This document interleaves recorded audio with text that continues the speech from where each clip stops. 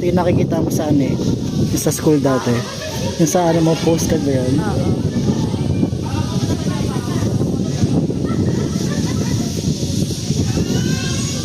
Ganda. Oh, ganda ng view. Ito yung mga building yun. Ano may hotel? Siguro, hotel. Kasi may mga maliliit sila, bahay-bahay. Tapos ang ganda, sa liblib sila. Oo. No? Yung parang dadaanan mo lang ng matarik na yun, mga ganyan daan. Ito yung Batangas. Batangas ba ito? Baba na lang. Sarap mag-camping dyan sa lakes.